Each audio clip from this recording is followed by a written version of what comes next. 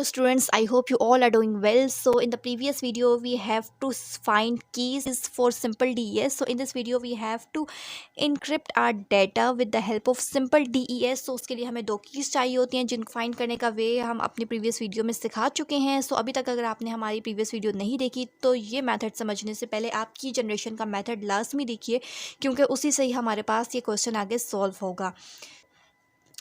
जैसा कि आप लोगों ने देखा था कि हमने प्रीवियस वीडियो में अपना प्लेन टेक्स्ट ओके लिया था और की ये वाली ली थी. इन्हीं प्लेन टेक्स्ट और की को लेकर हम आगे इंक्रिप्शन स्टार्ट करेंगे, क्योंकि अगर आप लोगों को की समझ आ गई है तो आगे इंक्रिप्शन भी हम उसी मेथड से लें. अगर आप लोगों को की समझ आ गई है तो हम अपनी encryption video we have to encrypt our plain text okay.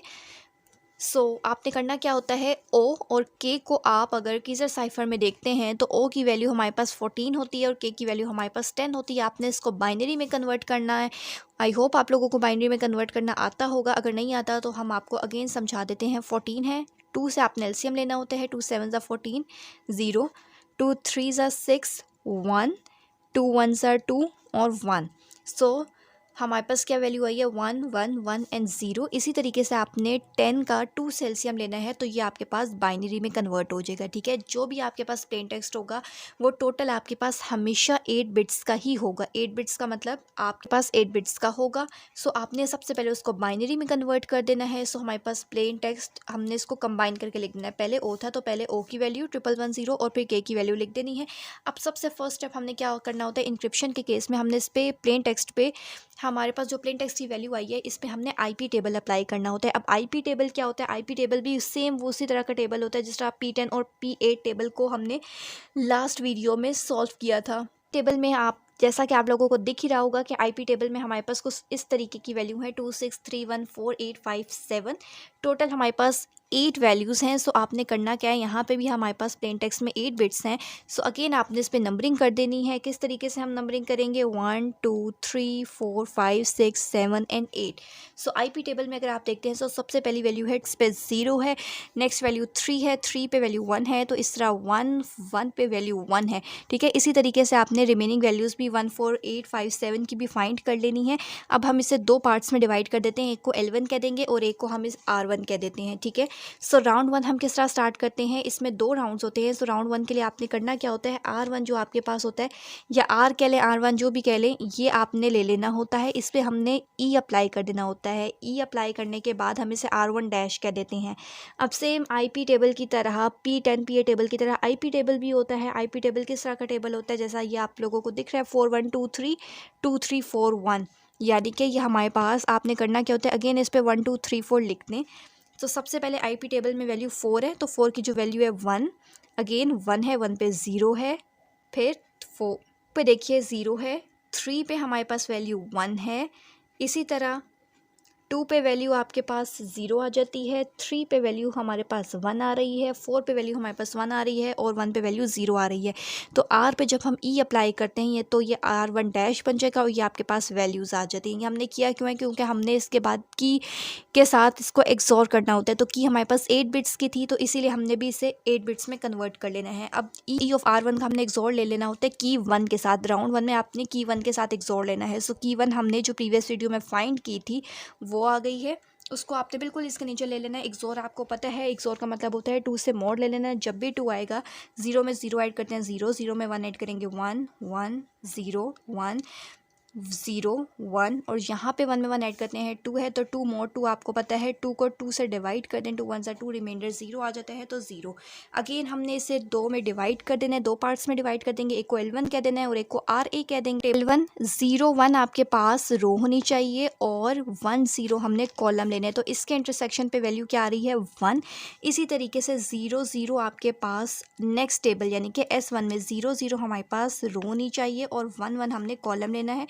तो इसके इंटरसेक्शन में हमारे पास वैल्यू क्या आ रही है, 3 आ रही है. नोट में जब हमने इसको देखा था तो हमारे पास वैल्यू 2 आ रही थी, तो यहाँ से हमारे पास वैल्यू 2 आ रही थी. 2 को बाइनरी में कन्वर्ट कर देना है. इसी तरह 0 1 1 को जब हमने देखा था 0 0 को 1 1 के 0 0 रो को 1 1 कॉलम के इंटरसेक्शन में हमारे पास वैल्यू 1 आ रही थी. बाइनरी में कन्वर्ट करना है तो 1 से पहले आपने 0 लगा देना है. तो ये इन दोनों की वैल्यूज़ जो हमारे पास आई हैं इनको हमने कंबाइन करके लिख देना है 1 0 एंड 0 1. ठीक है, अब यहाँ से जो आपके पास वैल्यू आती है इसको हमने क्या करना करना होता है, इसको हमने P4 टेबल में देखना होता है। जब आप इसे P4 टेबल में देखेंगे, P4 टेबल हमारे पास क्या होता है, इस तरीके का एक टेबल होता है 2, 3, 4 और 1। ये भी आपको एग्जाम में गिवन होगा, ये भी आपको याद करने की ज़रूरत नहीं है। तो आप अगेन इसमें नंबरिंग कर लें 1, 2, 3 एंड 4। तो सबसे पहले 2 है, 2 की वैल्यू 0, फिर 3 है, 3 की वैल्यू 0, 4, 4 की वैल्यू 1 एंड 1, 1 की वैल्यू 1। अब यहाँ पे आपने क्या करना होता है, हमने अभी आर ए को लेके सॉल्व किया था, ये सारा इस टेबल में देखा था। अब L1 जो हमारे पास वैल्यू रहती थी की वैल्यू, हमने ये सारा काम R1 से लेके किया था, L1 हमारे पास रहता था। तो ये वाला L1 before starting the round 1 जो हमारे पास L1 था, वो वाला आपने L1 लेना है। और यहाँ से ये जो हमारे पास कंबाइन करके वैल्यू आई है, इन दोनों का आपने XOR ले लेना है, ठीक है। L1 की वैल्यू और ये जो यहाँ से P4 से कंबाइन करके आए, इन दोनों का XOR ले लें। 1 में 1 ऐड करेंगे 2, 2 से मोड लेंगे तो 0, 2 अगेन 0 हो जाएगा, 0 एंड 1।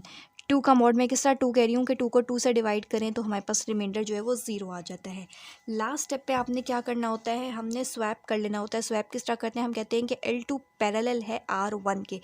ये जो हमारे पास यहाँ से आंसर आया था, इसको हमने L2 का नाम दे दिया था। अब हम ये कहते हैं कि L2 जो है वो पैरेलल है R1 के। R1 पैरेलल है R1 के। R1 हमारे पास L2 की वैल्यू ये है। R1 हमारे पास क्या था, 00, 1 एंड 1। ये दोनों एक दूसरे के पैरेलल है। अगेन हम इसको इस फॉर्म में लिख सकते हैं कि SW, यहाँ पे हमारे पास L2 की वैल्यू आगे जो भी हमने फाइंड की XOR करके, और यहाँ पे R1 जो स्टार्टिंग में हमारे पास था वो ले लेने हैं। दोनों पैरेलल है, यानी कि पैरेलल की अगर आप पैरेलल का सिंबल आप हटा दें। अब आपने करना क्या होता है, स्वैप कर लेना होता है। यानी कि स्वैप करने का क्या मतलब है कि ये वाली चीज़ यहाँ पे पहले लिख देनी है और ये वाली चीज़ आपने, यानी कि ये 4 बिट्स पहले लिख देना है और ये 4 बिट्स आपने बाद में लिख देने हैं। तो इस तरीके से हमारे पास राउंड 1 जो है वो कंप्लीट हो जाता है। इसके बाद हम इसका राउंड 2 स्टार्ट करते हैं। राउंड 2 स्टार्ट करने के लिए आपने क्या करना होता है, यहीं से हमने क्वेश्चन को आगे स्टार्ट करना होता है। Using round 1 we have values, ये हमारे पास वैल्यूज़ आ गई हैं। अगेन आपने इसको 4 बिट्स में डिवाइड कर देना होता है। एक को L2 कह देते हैं, एक को R2 कह देते हैं। अब आपको पता है कि L2 का कोई काम नहीं होता फ़िलहाल, R2 लेना होता है। इस पर E अप्लाई करना होता है। E अप्लाई करेंगे तो E ऑफ R2 हमने लेना होता है। इस पर 1, 2, 3, 4 लिख लेते हैं। तो E की वैल्यू हमारे पास है 4, 1, 2, 3। सो सबसे पहले 4 की वैल्यू 0, 3 की वैल्यू 4 की वैल्यू 0, 1 की वैल्यू 1, 2 और 3 की वैल्यू 0, फिर अगेन 2 और 3 यानी कि 0, 0 एंड 4 एंड 1 यानी कि 0 और 1। तो हमारे पास जो R2 होता है उस पर हमने E अप्लाई करना होता है, तो ये हमारे पास 8 बिट्स में आ जाता है। फिर ये राउंड 2 है तो हमने इसका की 2 के साथ XOR ले लेना है। K2 की वैल्यू ऊपर लिख लेनी होती है, K2 की वैल्यू और ये जो वैल्यू आई है दोनों का XOR ले लें। जब भी 2 होगा तो वो 0 हो जाएगा और बाकी सारी जगह 1 आ जाएगा। अब आपने अगेन इसको 2 पार्ट्स में डिवाइड कर देना है, L2 और R2। L2 और R2 को डिवाइड करने के बाद इन दोनों को रो में देखना है, इन दोनों को रो में और इन दोनों को कॉलम में, इसी तरह इन दोनों को रो में और इसी तरह इन दोनों को कॉलम में। इसको S0 के कॉलम में देखना, टेबल में देखना, और इसको S1 के कॉलम में देखना है। 1 और 1, 0, 0, 1 हमारे पास, ये देखिए 0, 1 रो होनी चाहिए और 1, 0 कॉलम होना चाहिए। तो इसके इंटरसेक्शन में हमारे पास वैल्यू 2 आ रही है। 2 बाइनरी में कन्वर्ट कर देंगे तो 1 और 0 आ जाएगी। इसी तरह यहाँ से आपने 0, 0 को रो में देखना है और 1, 0 को कॉलम में देखना है, तो हमारे पास वैल्यू 2 आ जाएगी। अगेन इसको बाइनरी में कन्वर्ट कर देना है। बाइनरी में किस तरह कन्वर्ट करते हैं, 2 है तो 2 1 2 और 0। तो यहाँ से आपने दोनों को कंबाइन कर लेना होता है और P4 टेबल में देखना होता है। जब हम इसे P4 टेबल में देखेंगे तो आपके पास ये वाली वैल्यूज़ आ, टेबल हमारे पास होता है 2, 3, 4 और 1, यानी कि 2 की वैल्यू ये 1, 2, 3 और 4 हैं। इसको रीअरेंज करके उसी के हिसाब से लिख देंगे। अब एंड में हमने क्या करना होता है, L2 की वैल्यू, ये वाली जो L2 की वैल्यू होती है इसका XOR ले लेते हैं। इसके ये जो हमारे पास न्यू वैल्यू आई है इसके, तो आपके पास ये वाली वैल्यू आ जाएगी। इस वैल्यू को आप कोई भी नाम दे सकते हैं। यहाँ से हमने इसको LB का नाम दे दिया है। अब हमने लास्ट स्टेप में क्या करना होता है, हमने इस पर IP इनवर्स अप्लाई कर देना होता है। IP इनवर्स क्यों अप्लाई करते हैं, ताकि हम अपने प्लेन टेक्स्ट को इनक्रिप्ट कर सकें, ठीक है। तो LB हम पे कहते हैं कि यहाँ से ये जो वैल्यू आती है ये हम लास्ट में कहते हैं कि ये पैरेलल है R2 के, ठीक है। R2 आपके पास कौन सी वैल्यू थी, 1 0 0 0 0।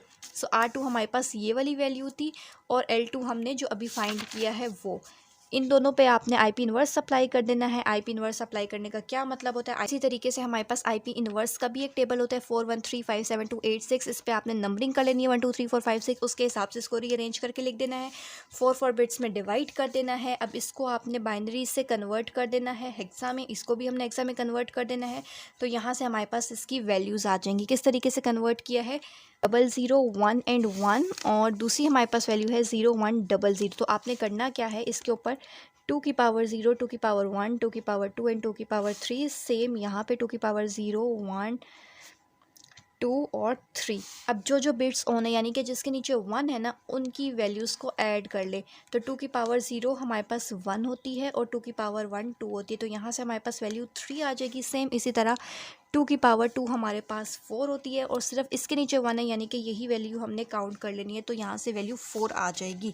सो 3 और 4 को साइफर की अगर हम बात करें तो 3 जो है वो डी में इनक्रिप्ट हो जाता है और 4 जो है वो ई में इनक्रिप्ट हो जाता है, तो हमारे पास साइफर टेक्स्ट डी और ई आ जाता है। लोगों को आई होप आप लोगों को सिंपल DES समझ आ गया होगा। अगर आपने हमारे चैनल को सब्सक्राइब नहीं किया तो प्लीज़ हमारे चैनल को सब्सक्राइब लाजमी कीजिएगा और वीडियो को लाइक